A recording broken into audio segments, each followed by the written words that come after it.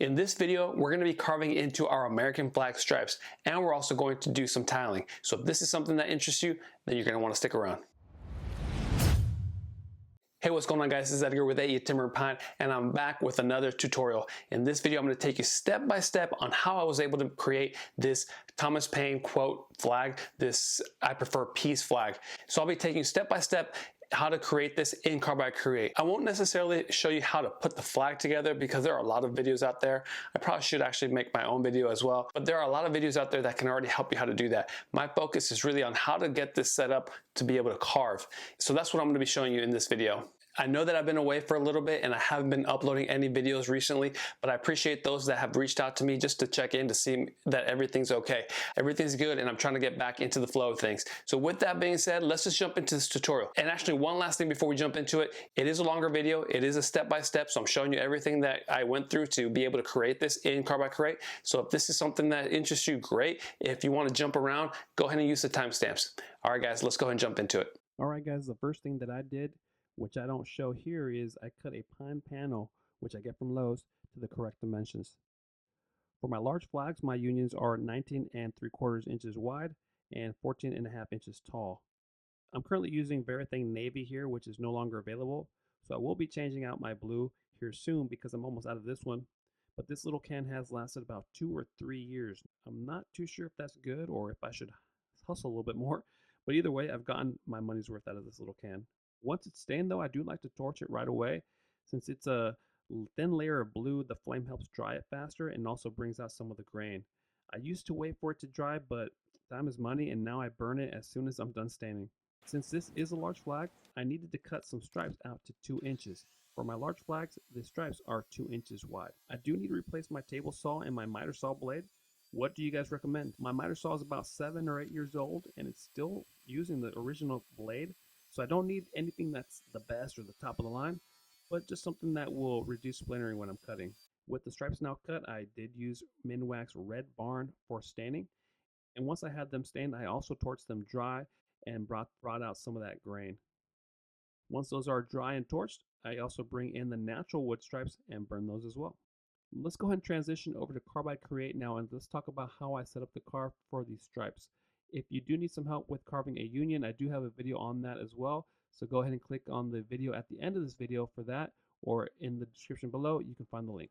All right, guys, so let's go ahead and jump into the setup of the stripes now. Because I wanted to nail my stripes down to the wasteboard, I wanted to make my stripes longer than their final dimensions. So for my large stripes, I ended up cutting those down to 49 inches instead of 48. And then to carve the shorter stripes that would go in the union area, I had to kind of put the pieces together, and I have here kind of representation of what that would look like. So I had the 49-inch long stripe, which is okay, we got that part down. And then I had my union here already carved to the correct size, so I just did this obviously in real life. And then so I just had this other piece of long wood here that I would just bring it up to the union and to this 8th stripe here, and then just make a mark here on the actual wood, and then just cut it to size. So just basically how I got the dimensions of this longer stripe. So it ended up being 30 3/4 inches long, and so that was my starting point for these stripes. So let me go ahead and just get rid of this here. And now, knowing those dimensions, I now was able to create vectors here at the correct width. So now the final dimensions that I'm going to have my long stripes is actually 48 inches wide, right? It's going to extend the entire length of the flag.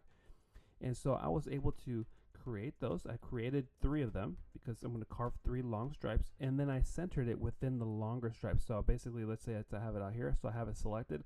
I hold shift and then select the longer stripe, and then I centered it. And I want my text to be within the correctly sized stripe though. Okay, so let's keep that in mind. And I did that exact same thing for the shorter stripes as well here. So here you have the long stripe and then my correct size, or my final size of the stripe that I do want. And so I want my text centered to that final size. Okay, when I have to kind of rinse and repeat and do the same thing over and over again for different stripes, I like to just have them already set up and ready to go. When you create text, all you have to do is come over here to the text option here, and then you're going to enter your text right here.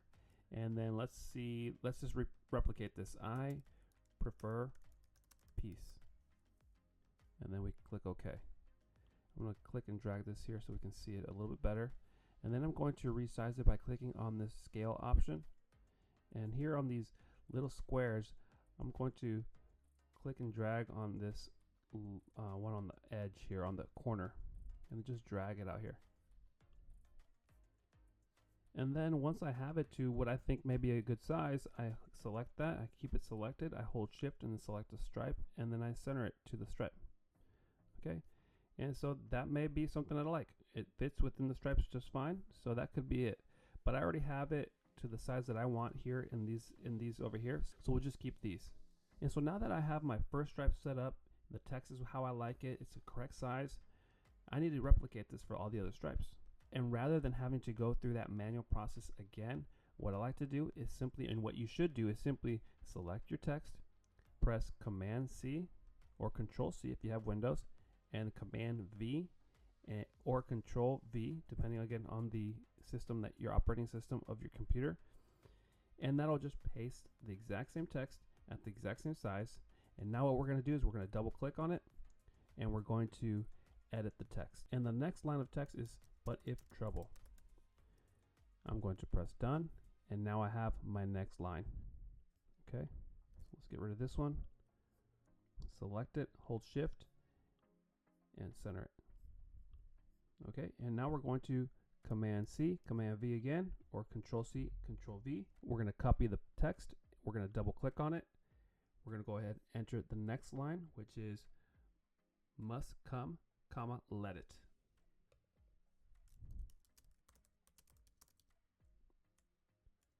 Press done. It's selected, hold shift, select the line, and center it. And so we'll repeat this process for the entire flag. So let me go ahead and do that real quick, and I'll speed up the video here.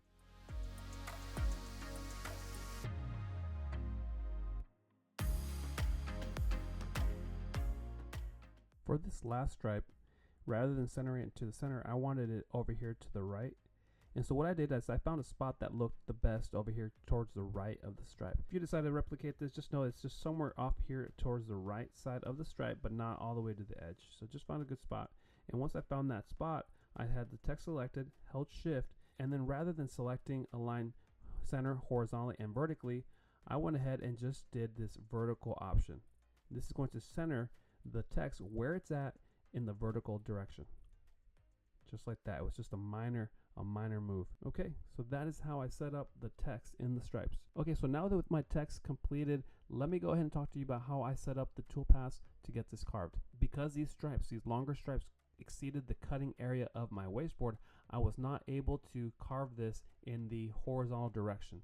So I had to rotate these 90 degrees. And to do that, I simply selected the longer and the correct size stripe with the text, and I grouped that together, and then I rotated this. To group it, you just got to click on this group vector option here. Now it's grouped when you have this little line through it. Okay, and once it's grouped, you got to click on this rotate option, and you're going to click on, or you're going to type in 90 degrees, and that rotates the stripe 90 degrees. Before we do anything else, we also have to set up our grid or the representation of our material here. And so I went ahead and clicked on the setup screen, and the width of my material is 2 inches and the height is just 60 inches. I just put a random number, something that exceeded the length of the stripe, or the height of the stripe in this case, because we're going to be in the vertical direction. So now my stripe can fit within that grid. With that grid set up, I was able to then select my stripes and bring it down here and attach it or click it to this grid like that at the node. The very first stripe that I ended up doing was the Thomas Paine, so let me go ahead and show you how I did that real quick. I ended up rotating it, having it selected, selecting the longer stripe, and then centering it just like that. And if I remember correctly, I had it once more like this. This method here worked for every single stripe except for 2 of the long stripes. I ended up having to tile 2 of the long stripes, and we'll talk about that next. But I do want to let you know right up from the get-go that this long Thomas Paine one, because the text was over here to the one edge, it was able to carve without having to tile, as well as these ones here that are smaller stripes. These were also able to be carved without having to tile. So let's go ahead and talk about the tiling now of these stripes. Now that I have this other stripe here, I initially thought that I was going to be able to carve this just by just securing it to the wasteboard and carving as normal. I thought that this was going to fit within the cutting area of my CNC, but I was mistaken. What ended up happening is what you can see here. The CNC would go all the way to the upper left-hand corner, trying to get to the material, and I would get this sound.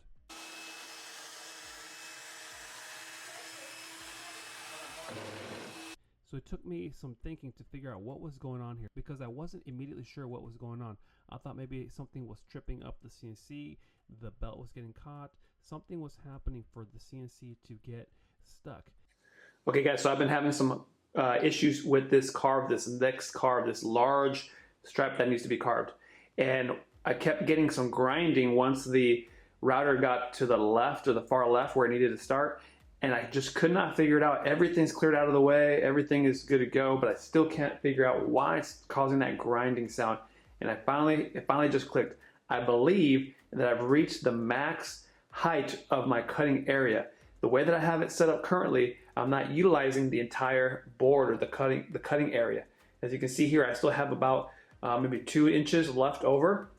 And so I'm going to try to move this down and see if that fixes this issue. All right guys, so here we go. We're gonna turn it on.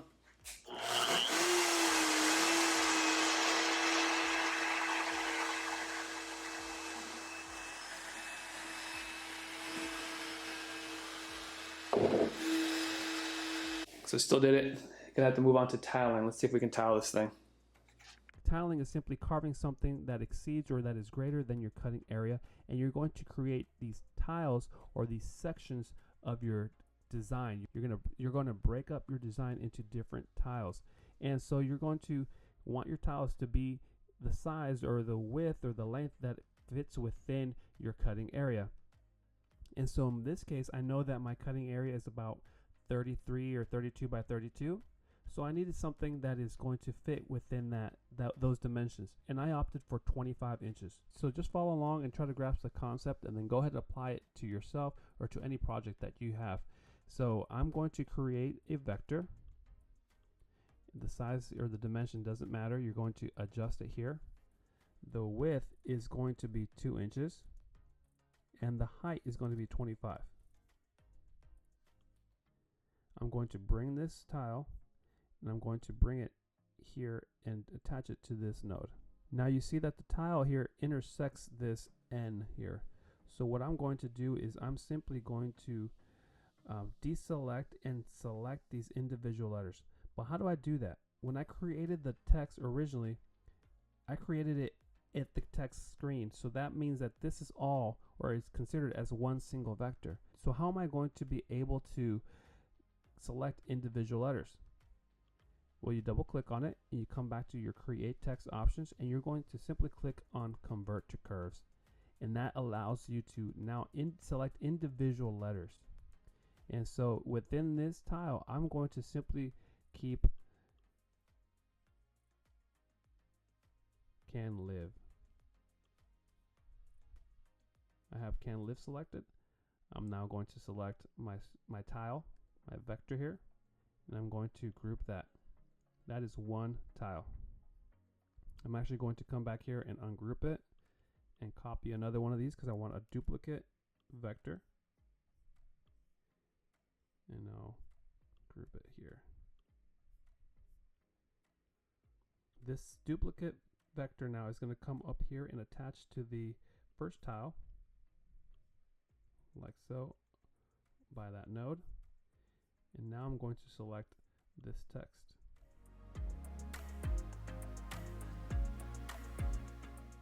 And that tile, and group this. So now I can move that like that. And I have two different tiles. Okay, so now I have that. On my CNC, I'm going to secure my stripe as normal to the edge of the wasteboard, and I'm going to run this toolpath. And it's going to carve. Once this is done carving, I'm going to come back here to Carbide Create. I'm going to move this one away, and I'm going to bring this one down. When I attach it to the node, you can see that the eye is actually exceeding, or it falls outside of the cutting area or the grid. So what I'm going to do is I'm going to Command Z, undo that, and I'm going to reset my groups here. I'm going to ungroup everything, get this text, get this I. Let's just do the N as well and group that. Now we'll group these two. And so now when I carve this, I have this here. I'm going to carve can live in. Once this is finished, I'm going to move this away. I'm going to bring in the second tile, bring it down, attach it to the far bottom left node, just like that, and then run this tile. Prior to running this tile though, I need to bring down my stripe. And so on my stripe, I've made a mark on the 25-inch line, or the 25 inches on the stripe. And I'm going to use that as my reference point, and I'm going to bring that line all the way to the edge of the wasteboard. Once I have it there at the edge of the wasteboard, I'm now going to secure it there. And I'm also going to use that line across the face of the wood as my X and Y. Once I have my X and Y set, I'll reset my Z0, and then I'll go ahead and run this carve. Because I'm using the 60-degree V-bit to get my X and Y zeros, I have a very fine point to be able to get very, very accurate X and Y zeros. So my carve should be aligned. So after this one is carved, I have one more carve to do, one more tile, because there's two stripes that needed to be tiled. So for this particular flag, I had to do this process once more, because in total there were two stripes that needed to be carved using this tile method. Alright, so now that you understand the concept of how I set up my tiles and how I set up my stripes in the cutting area to get them carved, let me go ahead and talk about the toolpaths now. We'll just use this as our example because the toolpath was the exact same every single time. I'm going to have my text selected. I'm going to click on toolpath. Let me just get rid of all this other stuff.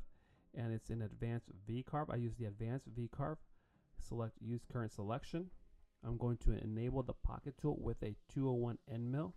This 201 end mill is too large to be used on this text. It's just not, it doesn't fit. It just can't carve that. And the reason why I want that is because I want the V-bit to carve this text. So when I run this in Carbide motion, I'm not going to even be prompted to put this tool in.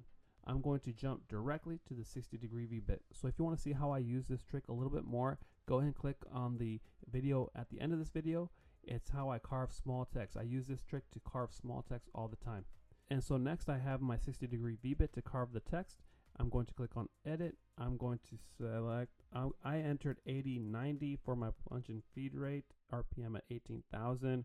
My max depth is 0.040. And you can just simply click OK. And the V-bit does all the work. Here is a simulation of what it should look like. Those settings are the ones that I use for the entire flag, so go ahead and just replicate that for the flags if you need to. And I didn't go into how I carved the union. I have a video on how to carve unions with my CNC. So if you want some help with that, go ahead and click on the link at the end of this video or on the link in the description below. With my setup all now complete, let's go ahead and take a look at a video montage and let's enjoy the music. If you have any music styles that you like and you would like to request it for a video, let me know and we'll see what we can do.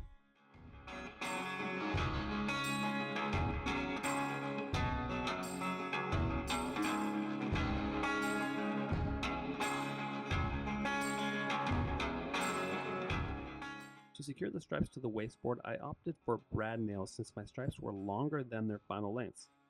So here you see that the first stripe was not all the way to the edge of the wasteboard, but that was because the carve itself was within my cutting range. After a few issues that you'll see in a bit, I ended up moving the stripes all the way to the edge of the wasteboard and securing them there. The first stripe to be carved did not go smoothly. I can't remember exactly why, but I was having to go back and forth and made several initialization cycles and also changed my tools a couple times. But I should have known better than to change tools and not reinitialize the machine using my method. And my method is unplugging the CNC from my computer, and then plug it back in and initialize all over again. This seems to refresh or reboot the CNC, but I didn't do that here, and this is what happened.